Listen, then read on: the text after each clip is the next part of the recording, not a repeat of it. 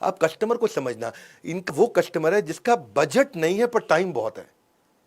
तो कहते हैं डी मार्ट में भीड़ ज्यादा है, मुझे कोई दिक्कत नहीं है, लाइन में लगना पड़ता है, मुझे कोई दिक्कत नहीं, माल तो सस्ता मिलता है ना। अब 30 40 50 60 70 हजार रुपए महीना कमाने वाले आदमी के पास टाइम होता है, संडे को पूरी छुट्टी मिलती है, पूरा टाइम लगाने को तैयार है। लेकिन जिसका बजट ज्यादा है लेकिन टाइम बिल्कुल नहीं है, वो शॉपर स्टॉप पे जाता है। तो ये कस्टमर को पहचान गए थे। इन्होंने क्या किया, लो प्राइस, अच्छा इतना कम प्राइस होने के कारण साइकोलॉजी क्या होती है, सस्ता मिल रहा है, सस्ता मिल रहा है, अरे ज्यादा खरीद लो, अरे और ले लो, अरे एक बार में ले लो, अरे खूब माल ले लो। इससे साइकोलॉजी बन जाती है। क्योंकि ना आदमी बहुत दूर से इनके स्टोर पे आता है, महीने में एक बार दो बार आता है, तो जबरदस्ती ज्यादा माल इसी चक्कर में खरीद जाता है, साइकोलॉजी में घुस जाता है। सब आती है छठी strategy, go local, high inventory turnover with local items. इन्होंने क्या किया, क्योंकि इंडिया है डाइवर्स कंट्री, यहां पे लोगों का रीजनल प्रोडक्ट में भी बड़ा इंटरेस्ट होता है कई बार। तो डीमार्ट क्या करता है, जो उस इलाके की स्पेशल आइटम है उसको जरूर रखता है। अगर किसी भी रीजन का कोई स्पेशल आइटम है, यहां पे ये छोटी कंपनी है भले ही लेकिन इसका माल बहुत बिकता है, उसको जरूर ले लेता है। अब लोकल दुकानदार के पास आने जाने की जरूरत ही नहीं रही। भाई मान लो माधुरी नमकीन अचार पापड़ है, वो कोलकाता में बहुत चलता है, ये रख लेगा। हीरालाल नमकीन अचार पापड़ राजस्थान में बहुत चलता है, ये रख लेगा। जेठाबाई मसाला पापड़ मध्य प्रदेश में फेमस है, तो ये रख लेगा। Triple x washing powder detergent soap Telangana में बहुत फेमस है, तो रख लेगा। शिवोहम चिप्स नमकीन ये बिस्किट ये कोलकाता में बड़ा फेमस है, रख लेगा। नंदी फ्राइम्स पापड़ साबुदाना ये कर्नाटका में बहुत फेमस है, तो ये रख लेगा। सातवीं स्ट्रैटेजी, ई कॉमर्स बहुत आया है फिर भी बचे रहिए।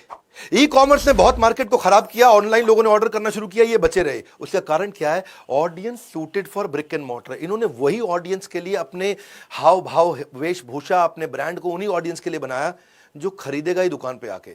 क्यों, इनकी ऑडियंस कौन है, इनकी ऑडियंस है middle class and lower middle class. उसको आज भी ऑनलाइन खरीदने की आदत नहीं है। ऑनलाइन कौन खरीदता है, दिल्ली, हैदराबाद, बैंगलोर, पुणे, मुंबई या बहुत बड़े शहरों के लोग ऑनलाइन ज्यादा खरीदते हैं। ये छोटा अमीर आदमी नहीं, एवरेज आदमी, उसको क्या चाहिए, एक्सीलेंट प्रोडक्ट मिल जाए, ब्रांडेड क्वालिटी मिल जाए, लो कॉस्ट पे मिल जाए, वो वाला कस्टमर बेस इनके पास आ गया। अब DMart is operating majority of business in सारा ब्रिक एंड मॉर्टर। हालांकि इन्होंने ऑनलाइन की तैयारी करी, पर जो लो इनकम ग्रुप है वो आज भी ऑनलाइन नहीं जाता, और इसी चक्कर में जब सबको नुकसान हुआ, डीमार्ट हमेशा बचा रहा। आठवीं स्ट्रैटेजी बहुत जबरदस्त है, मजा आ जाएगा। मैं तो डीमार्ट बताने में ना दिल खुश हो जाता है। ऑर्गेनिक एक्सपेंशन, राधा कृष्ण दमानी असली बुद्धिमान थे। शुरू में कोई जल्दी नहीं करी, रियल बिजनेस बनाया, रियल बिजनेस, कोई जल्दी नहीं करी शुरू में, एकदम धीरे धीरे चले। पहले उन्होंने क्या किया, मैं सारे के सारे सप्लाई चेन को कंट्रोल कर लूं, मैं प्रॉफिटेबिलिटी को कंट्रोल कर लूं, हर स्टोर को पहले प्रॉफिटेबल बना दूं, बाद में एक्सपैंड करूंगा। इसलिए वो पूरा कंट्रोल लेकर के आए। पूरे 17 साल में आज तक एक भी साल ऐसा नहीं गया जब डीमार्ट ने प्रॉफिट नहीं बनाया हो। आज तक एक भी इनका स्टोर बंद नहीं हुआ, आज तक इनका एक भी स्टोर में सामान स्टॉक कम नहीं पड़ा, आज तक एक भी स्टोर इंडिविजुअली कभी लॉस नहीं किया। ये कैसे किया इन्होंने। अब आते हैं असली गेम चेंजर, एक और, 80% स्टोर इनके खुद के हैं, यानी कि वो प्रॉपर्टी इनकी खुद की है। ये कोई भी स्टोर को शहर के अंदर नहीं खरीदते, थोड़ा बाहर खरीदते हैं, सस्ती प्रॉपर्टी पे खरीदते हैं, ताकि थोड़ा दूर तक आदमी आए, वो तभी आए जब वो बहुत सारा सामान लेना हो उसको। ये भी इनकी स्ट्रैटेजी है। गली मोहल्ले की दुकान तो आदमी पास में थोड़ा सा ले आता है, इनके पास जब आता है सस्ता देखता है, दूर तक आता है, बहुत ज्यादा लेता है। मुद्दा क्या है, ये कर्जा नहीं लेते तो इनके फाइनेंशियल स्ट्रांग होते हैं। अब इनकी प्रॉपर्टी खुद की है तो वहां रेंट नहीं देना, रेंट नहीं देना तो रेंट का आउटफ्लो नहीं होता, इतना बड़ा एरिया उसका रेंट नहीं जाएगा, तो कैश फ्लो इनका मजबूत रहता है। और यही सारे पैसे को ये अपने स्टोर को दोबारा खरीदने में इस्तेमाल करते हैं। सबर्बन एरिया में है, जमीन सस्ती पड़ेगी। जिन दिनों 2002, 3, 4 में प्रॉपर्टियां सस्ती रही, तब शुरुआत इन्होंने करी थी। पहले 8 साल में 25 स्टोर खोले, अगले 8 साल में 175 स्टोर खोले। आप सोचोगे कि भाई ये सारे के सारे स्टोर खुद के खरीदे, मेरे पास तो पैसे नहीं, मैं कैसे करूं। सीखने की बात है, मेरे चैनल पे आए हो, सीखोगे आप। ऐसे समझो कि अगर राधा कृष्ण दमानी को स्टोर खोलते हैं और खोलने में 3 लाख रुपए लगता है, तो उन्होंने पहला स्टोर 3 लाख रुपए लगा के खोल लिया, और हर साल वो स्टोर 1 लाख रुपए बचा के देता है मुझको। तो पहले साल उस स्टोर से 1 लाख मिला, दूसरे साल 1 लाख और मिला, तीसरे साल 1 लाख और मिला, तो 3 साल के बाद जाके इनके पास 3 लाख रुपए फालतू बचे।